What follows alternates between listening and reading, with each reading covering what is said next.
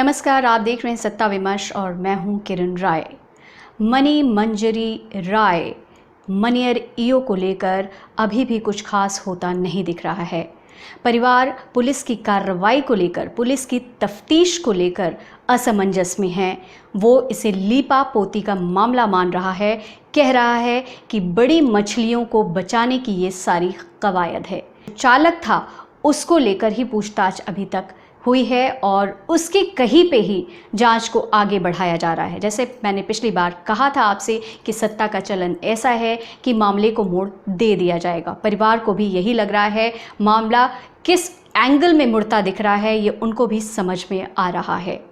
अभी 2 दिन पहले ही खबर आई थी कि डीआईजी सुभाष चंद्र दुबे जो आजमगढ़ में हैं, वो आके बैरिया के नायब तहसीलदार रजत सिंह से बात करेंगे। रजत सिंह कौन है इसे हम पहले ही बता चुके हैं कि उन्हीं से आखिरी बार 40 से 45 मिनट तक मणि मंजरी की बात हुई थी, जिसको आधार बनाकर एक एंगल देने की कोशिश की जा रही है। लेकिन परिवार यहाँ पे साफ तौर पे पुलिस की इस तफ्तीश से, इस कार्रवाई से संतुष्ट नहीं है। बार बार मणि मंजरी के भाई विजयानंद राय कह रहे हैं कि पुलिस के पास कॉल डिटेल्स हैं, सारा कुछ है, वो क्यों नहीं जाहिर करने दिया जा रहा है। आखिर ये गेम प्लान क्या है, ये सबसे बड़ा सवाल है।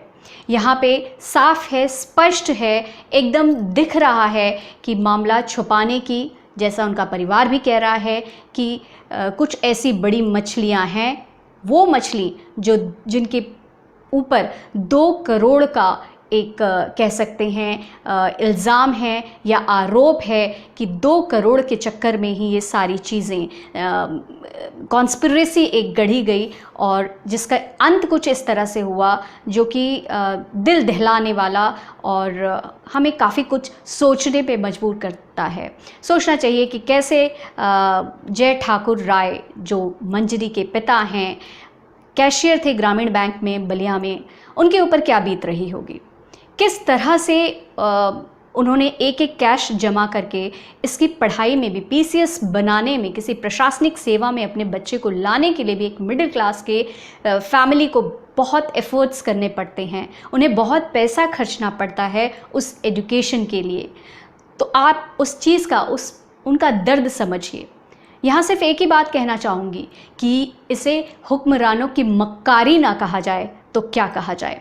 महिला आयोग, जिसे कि हर चीज़ पे बोलने का, मैं यूपी महिला आयोग की बात कर रही हूँ, मैं यहाँ पर विमला बाथम की बात कर रही हूँ, वो बहुत खुलकर सामने आती है, मैं पहले भी कह चुकी हूँ। लेकिन आज 6 जुलाई से आज 17 जुलाई हो गई है, लेकिन महिला आयोग सोई हुई है, सोया हुआ है कुंभकर्णी नींद में। अभी तक उनकी तरफ से कोई ऐसा एफर्ट, कुछ ऐसा होता हुआ नहीं दिख रहा है जो सवाल खड़े करता है।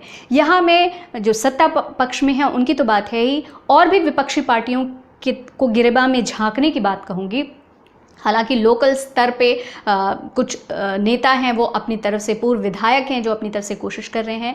लेकिन आपके लिए भी ये मौका है, आप खुद को प्रूव करिए कि आप एक लड़की की मौत को यूं ही ऐसे ही नहीं जाने देंगे। उसकी लाश पे राजनीति नहीं होगी, बल्कि उसकी लाश पे कुछ ऐसी पुख्ता, ऐसी चीज़ें होंगी, ऐसे ग्राउंड आप तैयार करेंगे कि आगे चलकर किसी मणि मंजरी को इस तरह के दबाव में आकर आत्महत्या करने की या यूं ही इस दुनिया से जाने के लिए उकसाया ना जा सके और वो यूं ही ना चला जाए और अपने पिता, माता और भाई से माफ़ी मांगते हुए ये कहे अपने आखिरी संदेश में कि मुझे माफ़ करिएगा।